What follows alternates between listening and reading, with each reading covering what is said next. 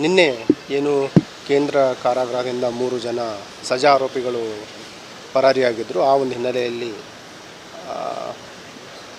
ಜೈಲಿನ ಅಧಿಕಾರಿಗಳು ನೀಡಿದ ದೂರಿನ ಮೇರೆಗೆ ಫರ್ತಾಬಾದಲ್ಲಿ ಒಂದು ಪ್ರಕರಣ ದಾಖಲಾಗಿದೆ. ಕ್ರೈಮ್ ನಂಬರ್ 74/2026 BNS ಕಾಯ್ದೆಯಡಿ ಪ್ರಕರಣ ದಾಖಲಾಗಿತ್ತು. ಆ ಒಂದು ಪರಾರಿಯಾದ ನಂತರ ಇಮಿಡಿಯೇಟ್ನಾಗೆಲ್ಲ ಸ್ಥಳಕ್ಕೆ ಪರಿಶೀಲನೆಯನ್ನು ಮಾಡಿ ವಿಶೇಷ ತಂಡಗಳನ್ನು ಮಾಡಿದ್ವಿ ನಗರ ಪೊಲೀಸ್ ವತಿಯಿಂದ. ಅದಲ್ಲದೆ ಏನು ಇವರು ಪರಾರಿಯಾದ 3 ಜನ ಆರೋಪಿಗಳಿದ್ದಾರೆ, ವಿವಿಧ ಪ್ರಕರಣಗಳಲ್ಲಿ ಭಾಗಿಯಾಗಿದ್ದರು. 2 ಜನ ರೇಪು ಮತ್ತು ಪೋಕ್ಸೋ ಪ್ರಕರಣ ಇತ್ತು ಮತ್ತು ಇನ್ನೊಬ್ಬನ ಮೇಲೆ ಕೊಲೆ ಪ್ರಕರಣದಲ್ಲಿ ಸಜೆ ಆಗಿತ್ತು.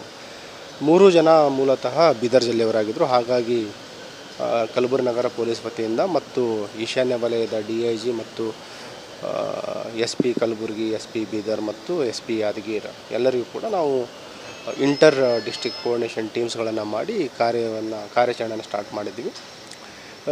ಪರಾರಿ ಆದಾಗಲಿಂದನೂ ಕೂಡ ಏನು ಆರೋಪಿಗಳಿದ್ದಾರೆ ನಾವೆಲ್ಲ ಕಡೆ ತೀವ್ರ ಶೋಧನೆ ಮಾಡ್ತಾ ಇರೋ ಹಿನ್ನೆಲೆಯಲ್ಲಿ ಮೇನ್ ರೋಡಿಗೆ ಎಲ್ಲೂ ಬಂದಿರಲಿಲ್ಲ. ಎಲ್ಲ ಕಡೆಯೂ ಕೂಡ ಅವರು ಏನು ಈ ಫೀಲ್ಡ್ಗಳಿದೆ, ಅಗ್ರಿಕಲ್ಚರ್ ಫೀಲ್ಡ್ಗಳ ಮುಖಾಂತರ ಒಂದು ತಲೆಮರೆಸ್ಕೊಂಡು ಮೂವ್ಮೆಂಟ್ ಆಗ್ತಾಯಿದ್ರು.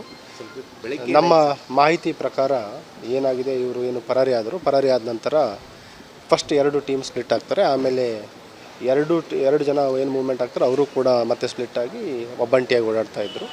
ಬೆಳಗಿನ ಜಾವ ಇವತ್ತು ಫರ್ತಾಬಾದ್ ಇನ್ಸ್ಪೆಕ್ಟರ್ ಮತ್ತು ಅವರ ಟೀಮ್ ಅವರಿಗೆ ಒಂದು ಮಾಹಿತಿ ಬರುತ್ತೆ, ಏನು ಇದು ಹುಮ್ನಾಬಾದ್ ರಿಂಗ್ ರೋಡ್ ನಂತರ ಹುಮ್ನಾಬಾದ್ ಕಡೆ ಹೋಗೋ ಒಂದು ಇಂಡಸ್ಟ್ರಿಯಲ್ ಏರಿಯಾದಿದೆ, ಅಲ್ಲಿ ಇವರ ಒಬ್ಬನ ಸಸ್ಪೆಕ್ಟ್ನ ಒಂದು ಮೂಮೆಂಟ್ ಇದೆ ಅಂತ ಗೊತ್ತಾಗುತ್ತೆ. ಅಲ್ಲಿ ಹೋದಾಗ ಅಲ್ಲಿ ಅವನಿಗೆ ಹಿಡ್ಲಿಕ್ಕೆ ಹೋದಾಗ ಅವನು ತಕ್ಷಣ ನಮ್ಮ ಸಿಬ್ಬಂದಿಯವರಿಗೆ ಹಲ್ಲೆ ಮಾಡಲಿಕ್ಕೆ ಮುಂದಾಗ್ತಾನೆ.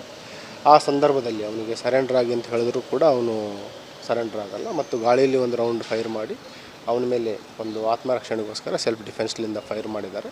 ಅವನ ಬಲಗಾಲಿಗೆ ಗಾಯ ಆಗಿದೆ. ನಮ್ಮ ಏನು ಇಂಜೂರ್ಡ್ ಸ್ಟಾಫ್ ಇದ್ದಾರೆ, ಕಲ್ಯಾಣಿ ಮತ್ತು ಪ್ರಕಾಶ್ ಅಂತ ಇಬ್ಬರು ಸ್ಟಾಫ್ ಇದ್ದಾರೆ, ಇಬ್ಬರನ್ನು ಕೂಡ ನಾವು ಇಲ್ಲಿ ಆಸ್ಪತ್ರೆಗೆ ಚಿಕಿತ್ಸೆಗೋಸ್ಕರ ಶಿಫ್ಟ್ ಮಾಡಿದ್ದೀವಿ. ಇಂಜೂರ್ಡ್ ನಮ್ಮ ಪೊಲೀಸ್ ಸಿಬ್ಬಂದಿಯವರು ಕೂಡ ಮತ್ತು ಏನು ಇವನು ತಲೆಮರೆಸ್ಕೊಂಡಿದ್ದ ಒಬ್ಬ ಆರೋಪಿ ಸಜಾ ಕೈದಿದ್ದಾನೆ, ಸಂತೋಷ್ ಬಸಪ್ಪ ಮೇತ್ರೆ ಅಂತ 28 ವರ್ಷ, ಬೇಸಿಕಲಿ ಬೀದರ್ ಜಿಲ್ಲೆಯ ಸಂತಪುರ್ ಪೊಲೀಸ್ ಸ್ಟೇಷನ್ನ ಆರೋಪಿಯಾಗಿದ್ದಾನೆ. ಇವನಿಗೆ ಪೋಕ್ಸೋ ಮತ್ತು ರೇಪ್ ಕೇಸಲ್ಲಿ ಲೈಫ್ ಸೆಂಟೆನ್ಸ್ ಸಜೆ ಆಗಿದೆ. ಅವನು 2025ರಿಂದ ಇಲ್ಲಿ ಸೆಂಟ್ರಲ್ ಪ್ರಿಸನ್ಗೆ ಶಿಫ್ಟ್ ಮಾಡಿತ್ತು. ಈಗ ಏನು ಉಳಿದ ಇಬ್ಬರು ತಲೆಮರೆಸ್ಕೊಂಡಿರುವ ಸಜಾ ಕೈದಿಗಳಿದ್ದಾರೆ, ಅವರಿಗೂ ಕೂಡ ಬಂಧನ ಮಾಡಲಿಕ್ಕೆ ನಮ್ಮ ವಿಶೇಷ ತಂಡಗಳು ಕಾರ್ಯಾಚರಣೆಯನ್ನು ಮುಂದುವರಿಸಿದ್ದಾರೆ. ಇವರು ಎಸ್ಕೇಪ್ ಆದಮೇಲೆ 3 ಜನ ಬೇರೆ ಬೇರೆ ಕಡೆ ಹೋದ್ರಾ ಹೇಗೆ ಸರ್? ಫಸ್ಟಿಗೆ 2 ಜನ ಸಪ್ರೇಟ್ ಆಗ್ತಾರೆ. ಇದರಲ್ಲಿ ಏನಿದೆ, ನೀವು ಸಂತೋಷ್ ಮತ್ತು ಇನ್ನೊಬ್ಬ ಸಹಚರ ಅವರು ಒಂದು ಕಡೆ ಮೂವ್ ಆಗ್ತಾರೆ, ಇನ್ನೊಬ್ಬ ಸಪ್ರೇಟಾಗಿ ಮೂವ್ ಆಗಿದ್ದಾನೆ. ನಂತರ ಇವರೆಲ್ಲ ಕಡೆ ಎಲ್ಲಿ ಮೇನ್ ರೋಡಿಗೆ ಬರಬೇಕಂತ ನೋಡ್ತಾರೆ, ಎಲ್ಲ ಕಡೆ ಪೊಲೀಸ್ ಒಂದು ಅಲರ್ಟ್ನೆಸ್ ನೋಡಿ ಅವರು ಎಲ್ಲೂ ಮೇನ್ ರೋಡಿಗೆ ಬರಲ್ಲ.